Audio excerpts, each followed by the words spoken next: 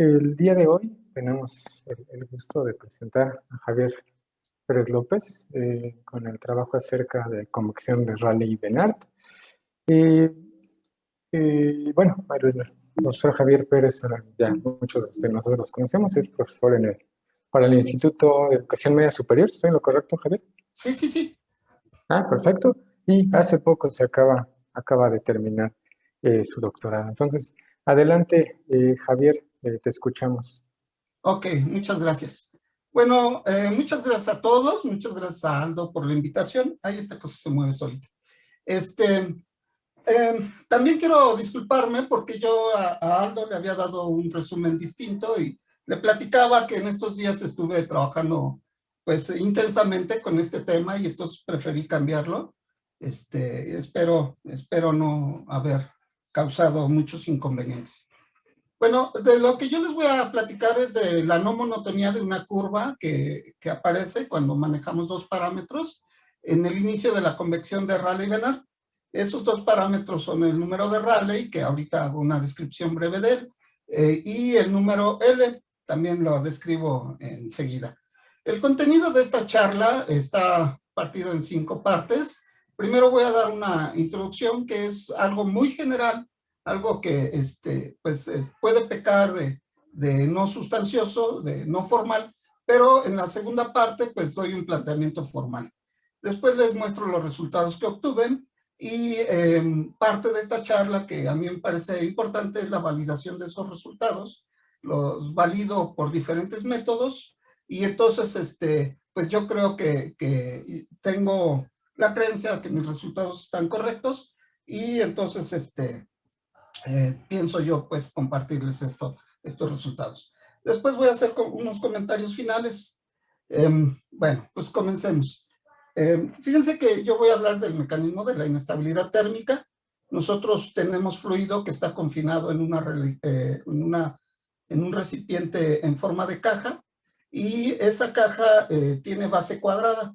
Entonces, uno de mis parámetros va a ser la longitud de los lados de esa base cuadrada, es la L mayúscula, y otro de mis parámetros va a ser el número de Rayleigh. El número de Rayleigh está aquí abajo de la diapositiva. Es el cociente de estos parámetros que tengo acá arriba, que son los coeficientes que distinguen el comportamiento del fluido.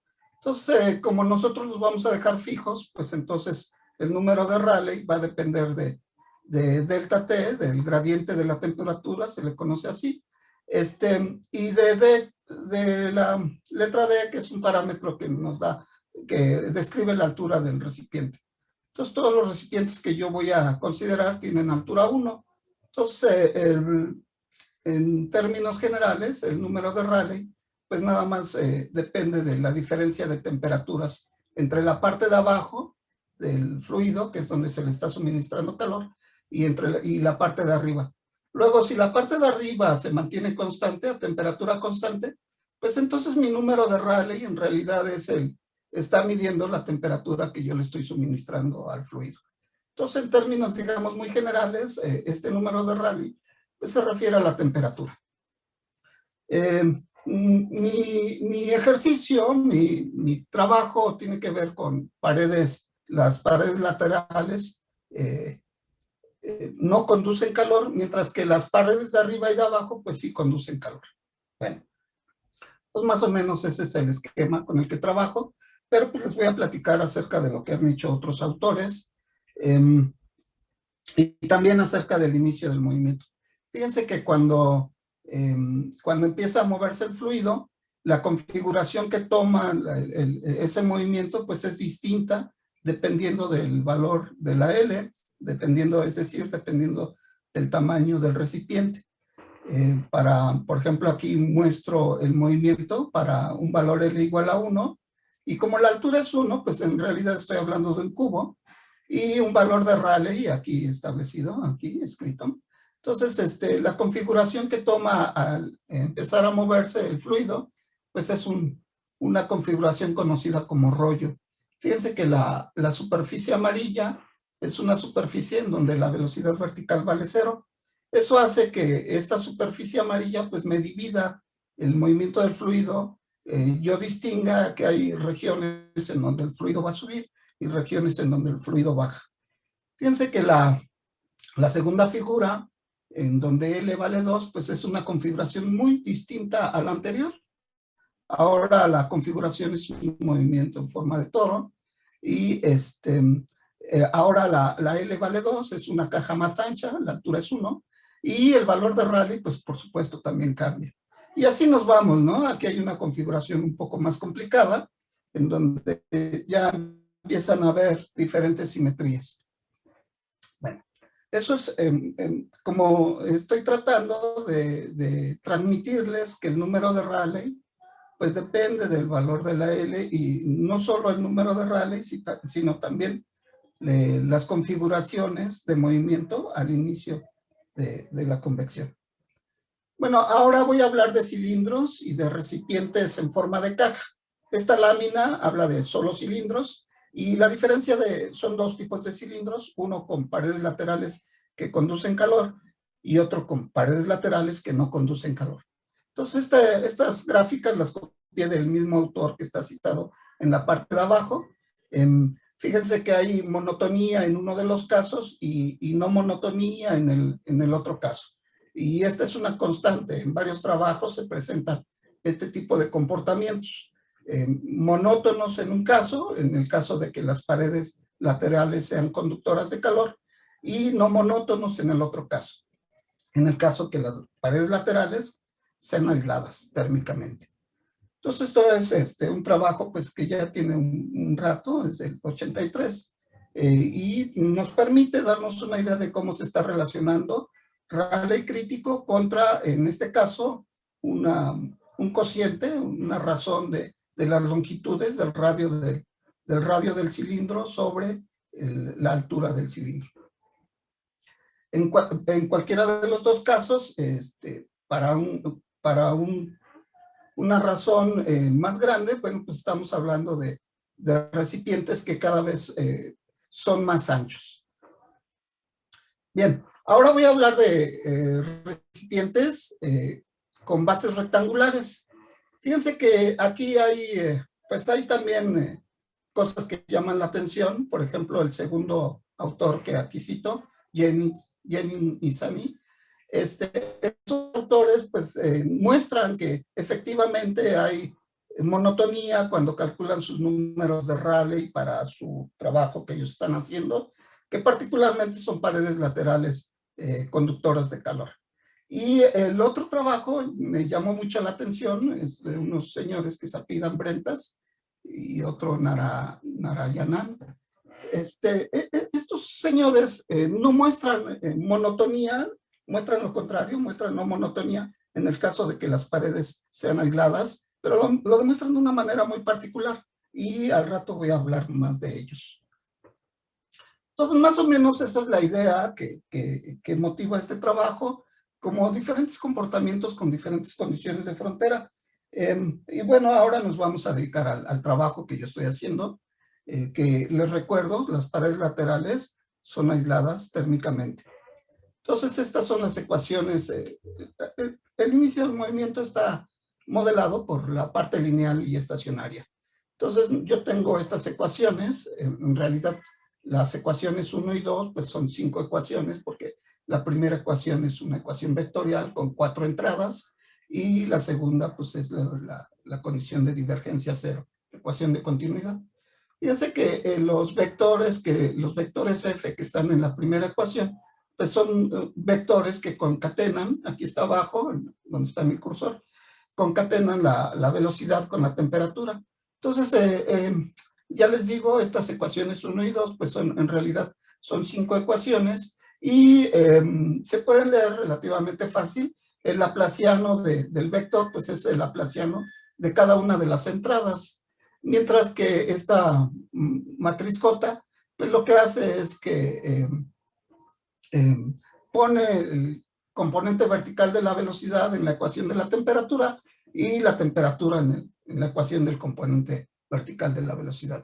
Aquí está mi parámetro Rayleigh y la L pues está, por supuesto, el parámetro L pues está dentro de las funciones que vaya yo a usar.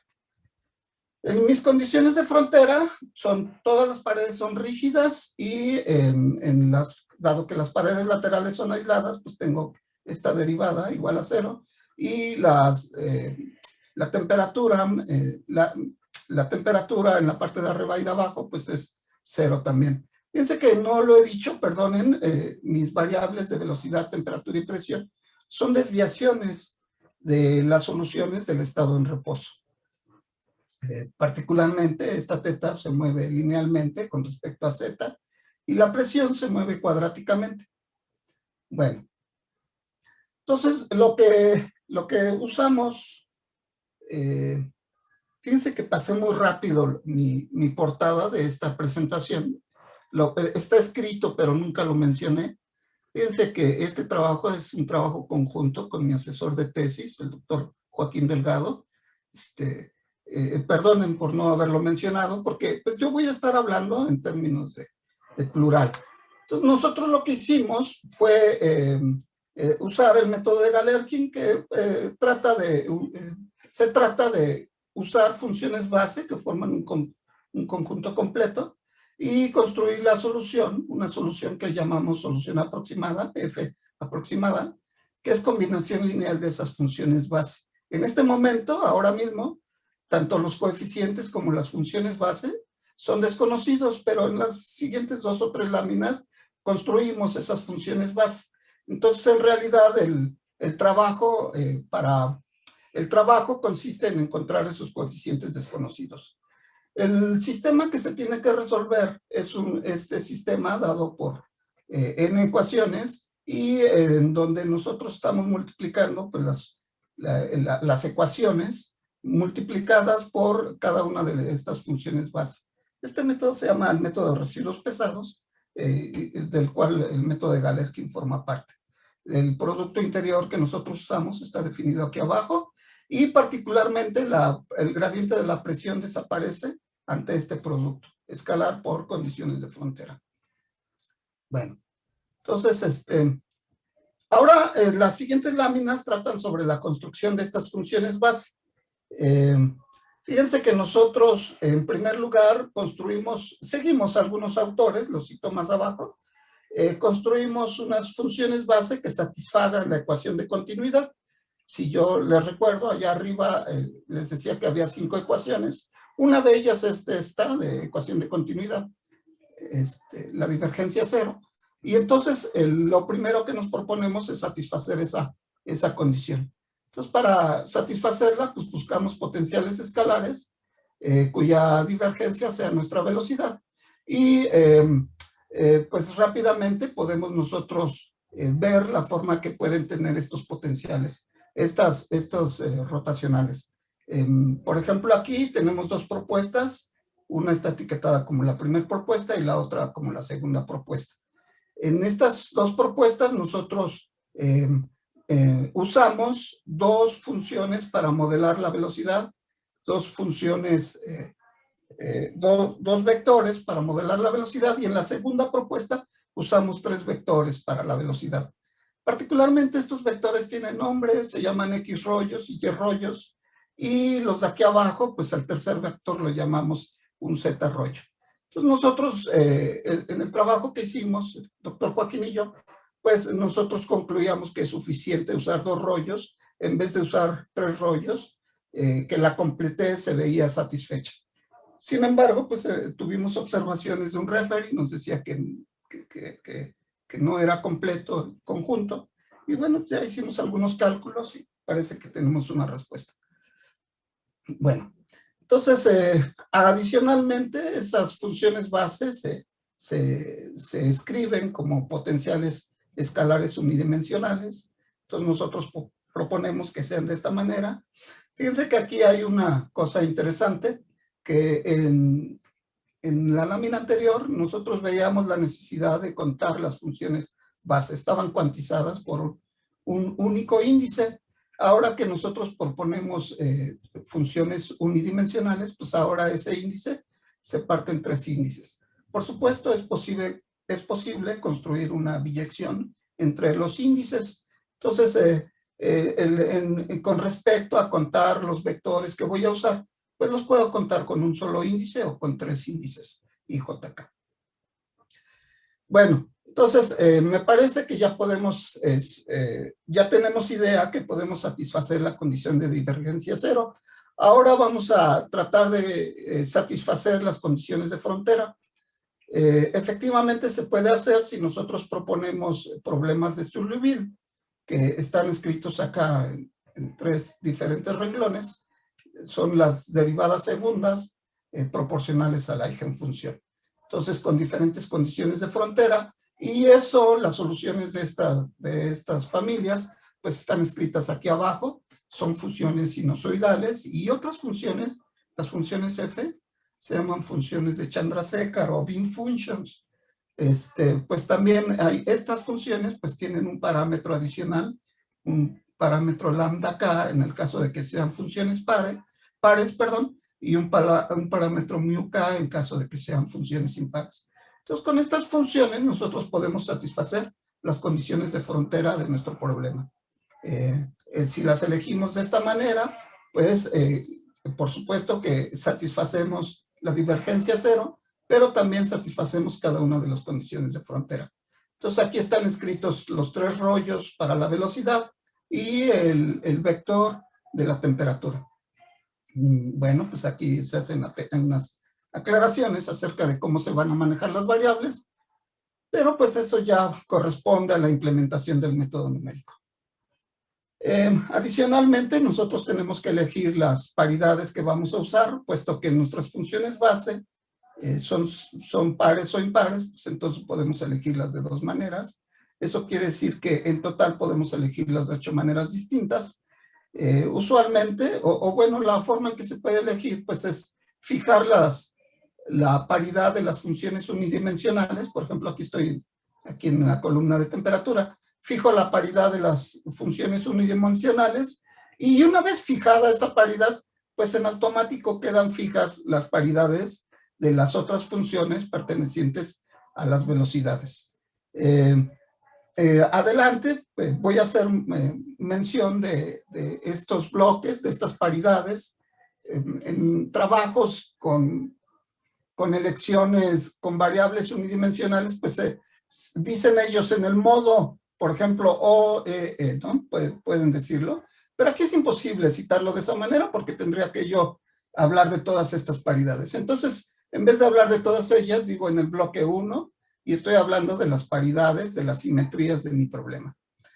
Bueno, entonces, aquí tenemos un lema que nos dice que este problema grandote se puede partir, grandote porque ocupa todas las simetrías del problema, pues se puede partir en 8 problemas con simetrías particulares en cada uno de ellos. Se desacopla por condiciones de frontera y entonces nosotros tenemos 8 problemas por resolver. La matriz asociada a nuestro problema lineal pues es simétrica. Aquí está la matriz explícitamente. Aquí tenemos las entradas de esas matrices. Esta es una matriz por bloques. Por ejemplo, esta matriz AXX, pues es el laplaciano de los vectores FX, los X rollos, contra los X rollos. Y así se lee cada una de las entradas. El problema ahora, pues, es resolver este problema en donde mi parámetro Rayleigh lo tengo que definir. Y en este momento yo decido que la L, que es uno de mis parámetros, pues la mantengo fija. Entonces este problema se puede descomponer en un problema de valor propio, con unos despejando adecuadamente. Nosotros podemos,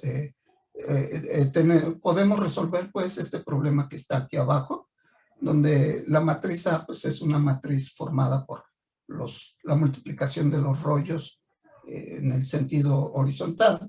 Y la matriz C, por ejemplo, es la matriz que multiplica el laplaciano de la temperatura por una función también de temperatura. Entonces nosotros tenemos que resolver este problema y es a lo que nos abocamos. Aquí está escrito nuevamente. Sí, por supuesto da problemas. Es un problema numérico que sí tiene sus detalles. Por ejemplo, el problema principal es calcular la matriz inversa de A. Y fíjense que nosotros usamos un proceso recursivo, nosotros descompusimos a la matriz A en matrices más pequeñas, y el cálculo de la inversa de A, bueno, la partimos recursivamente, y el cálculo de la inversa de A pues pasaba por calcular inversas más pequeñas, combinaciones de inversas más pequeñas. Entonces, llegado el momento, si nuestra matriz A es grande, lo cual sí sucede, llegado el momento se descomponía en matrices más pequeñas. Y cuando ya el proceso de partir en matrices más pequeñas llegaba a su fin, pues entonces factorizábamos en una forma QR, Q es ortogonal, Rayleigh es triangular superior.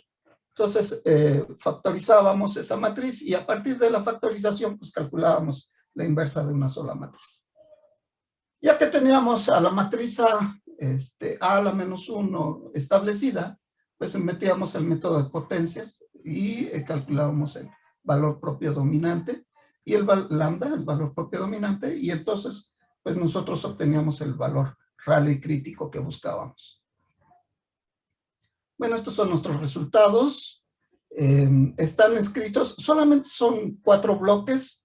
Los otros 4 bloques no los pusimos por la siguiente razón. Fíjense que nosotros estamos interesados.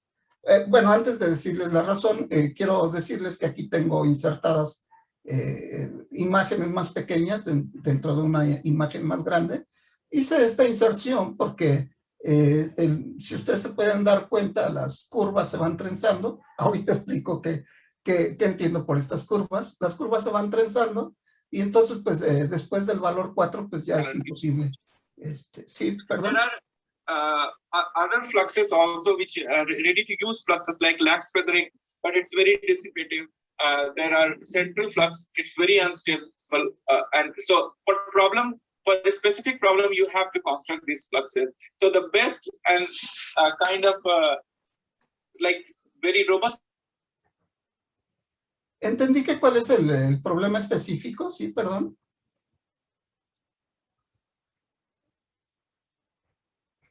Sí, preguntaba, ¿cuál es el problema específico?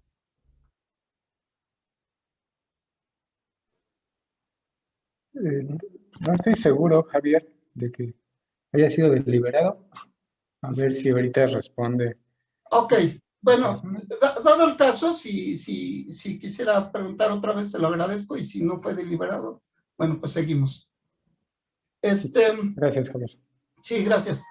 Les decía yo que aquí tengo la inserción de curvas distintas, la inserción de las curvas en un dominio distinto, pues porque hay un trenzado y entonces ya no podemos apreciar cómo están cambiando.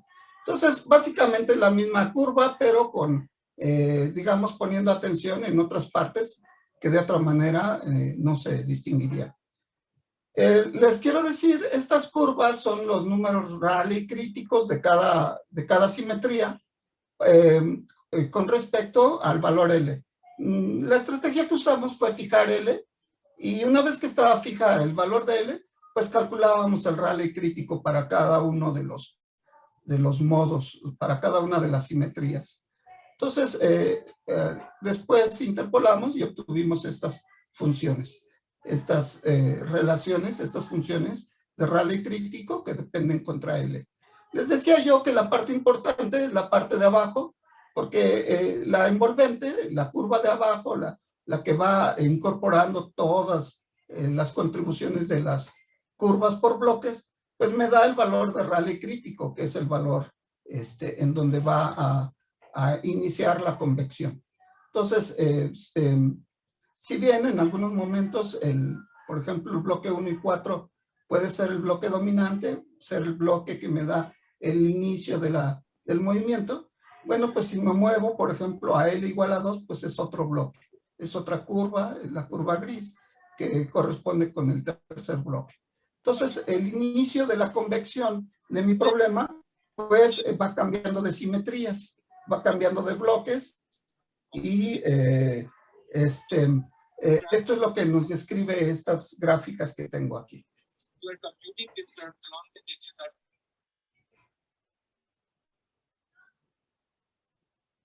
Perdónenme, sí sé, de repente no escucho bien. No crean que soy grosero. Si quisieran decirme algo, por favor, háblenme duro. Y si no, bueno, creeré que es una interferencia, creo. Bueno. Parece que es una pequeña interferencia, Javier. Parece que sí, ¿verdad? Sí, bueno, sí, es correcto. Bueno, por favor, con toda la confianza, me detienen cuando ustedes gusten. Esta es la comparación de resultados con otros autores. Esta es una de las primeras validaciones que hacemos. Tenemos aquí la manera de comparar nuestro trabajo con otros autores. Fíjense que las primeras dos columnas son trabajos pues ya un poco de hace tiempo y particularmente estos autores que fueron pioneros en estos cálculos, pues de repente dejaban fuera algunas funciones base, sus conjuntos no eran completos y entonces obtenían soluciones un poquito alejadas de las que estamos obteniendo nosotros. Aquí hay otra comparación de los resultados. Esta comparación tiene que ver con el número de funciones base que nosotros usamos. Es una comparación de nuestros resultados en todo momento. Usamos diferentes cantidades de funciones base y también usamos diferente número de iteraciones. Las clasificamos por precisiones baja, muy baja, media y alta, dependiendo de la cantidad de funciones base. Entre más funciones base y más iteraciones, pues nosotros le nombrábamos que teníamos una precisión alta. Por ejemplo, aquí llama la atención la curva azul en la primera figura, pues que es una curva totalmente que da brincos, ¿no? Es una curva muy fea, pues es una presión muy baja. Pero ya vamos afinando, vamos incrementando el número de funciones base y el número de iteraciones, y entonces obtenemos curvas que pues, se van pegando sobre sí. Ese sería un criterio para confiar en nuestros resultados. Fíjense que estas comparaciones, además, nos muestran que hay una no monotonía, que la curva Rayleigh contra L, pues tiene regiones en donde sube y baja. Nosotros quisimos también verificar esas regiones, pues pensamos que en algún momento pudiera ser que nuestras precisiones no eran muy buenas, pero metimos más funciones base y más iteraciones y obtuvimos cosas parecidas como la curva verde y negra de la segunda gráfica. Entonces nosotros estamos seguros, estamos satisfechos, estamos confiados en que nuestros resultados son correctos. Aquí hay otra comparación, y esta comparación cambia de sentido totalmente, porque nosotros usamos en una de las curvas, usamos 2 rollos, y en otra de las curvas usamos 3 rollos. Es un problema totalmente nuevo porque se incorporan no solo funciones base que ya se habían considerado, sino otras configuraciones. Les platico rápido. Cuando uso 2 rollos, cuando uso dos rollos son los X rollos, los Y rollos, y cuando decido usar los 3 rollos, los puse allá arriba en una lámina anterior, pues entonces ya tengo más configuraciones. Déjenme, me salto esta lámina y este es el nuevo problema cuando considero 3 rollos. Entonces, pues es un problema en principio de dimensión mayor y aquí ya hay multiplicaciones de X rollos a XX, por ejemplo, X rollo contra X rollo, una de ellas es un laplaciano, y aquí hay multiplicaciones de X, Y rollos, y aquí hay multiplicaciones de X y Z rollos, cosa que no se veía en el caso anterior.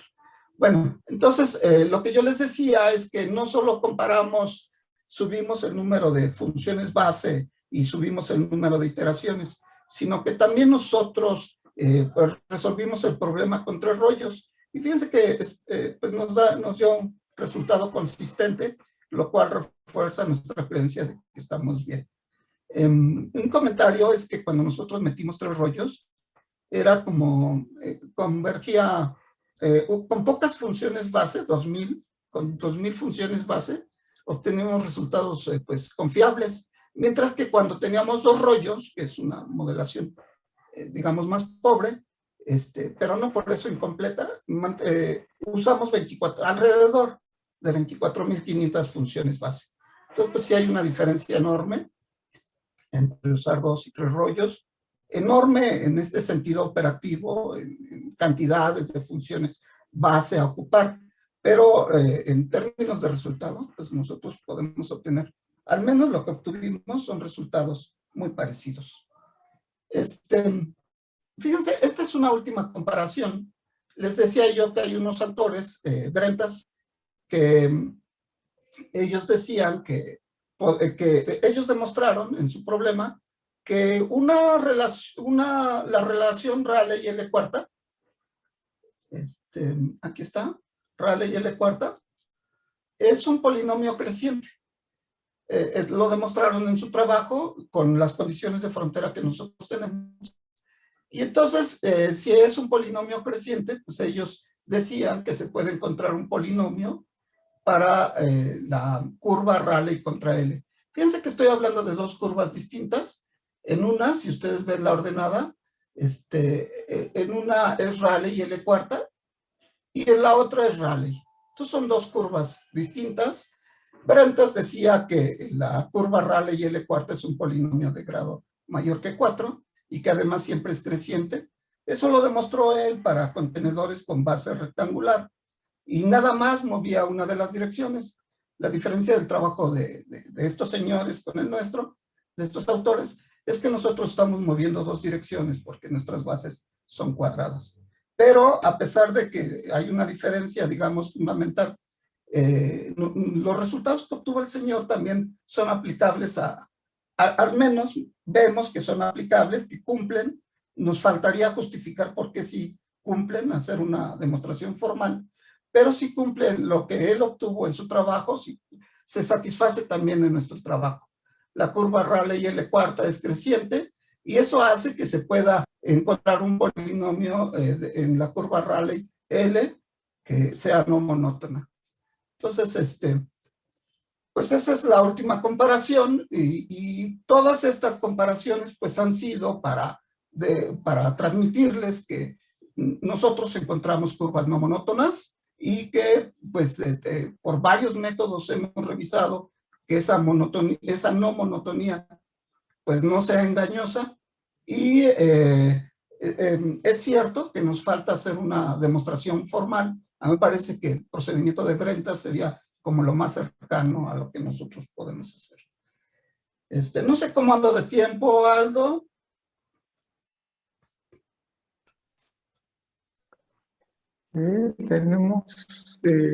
Tenemos algunos minutitos más si te faltan diapositivas. Ok, sí, nada más son 2 diapositivas. Una de ellas tiene que ver con el problema lineal con los 3 rollos. Fíjense que a la hora de resolver numéricamente, aquí nosotros tenemos matrices mal condicionadas. Eso no sucedió con el problema de los 2 rollos. Aquí sí hubo problemas, pues digamos, fuertes de convergencia. Entonces tuvimos que usar algunas estrategias. Bueno, la estrategia que usamos fue empírica totalmente. Redujimos el número de funciones base en la dirección Z. Entonces, e incrementamos el número de funciones en las otras 2 direcciones. Y entonces, de esa manera lográbamos convergencia. Fíjense que Pujaner también, siento yo que se enfrentó a este problema de mal condicionamiento, porque también en su trabajo ellos eliminaron funciones base, pero ellos eliminaron con un criterio de resultados que los aproximaban linealmente con sus otras funciones. Ellos dicen que eliminaron cerca del 20%, nosotros no eliminamos, pero elegimos más funciones base en unas direcciones que en otras. Un último comentario, fíjense que este comentario pues está, a mí me gusta mucho este resultado. Este es un resultado muy viejo, es de 1963. Estos autores, Ostrach y Noeli, dicen que si nosotros, por cierto, yo hice esta interpretación gráfica de su lema. El lema está en este artículo y ustedes lo pueden leer. Ellos dicen que si nosotros tenemos un contenedor metido en otro, los números de Rayleigh están en esta relación, el número de Rayleigh del contenedor más chico, pues va a ser más grande que el número de Rayleigh, más grande o igual que el número de Rayleigh del contenedor mayor. Eso implicaría monotonía. Y esto lo demuestran en unos artículos que pasa algo chistoso, yo no los he encontrado. Entonces, pues es un lema pues que no he visto la demostración. Pienso yo que su punto de partida de ellos es que las paredes laterales conducen calor, y entonces, pero vamos, a mí me gustaría ver exactamente su enunciado y su demostración, pero a grandes rasgos esto es lo que dicen estos señores, Ostrach y Noeli. Pero esto es para paredes conductoras de calor, lo cual no es nuestro caso. Y bueno, pues eso sería todo. Les agradezco mucho.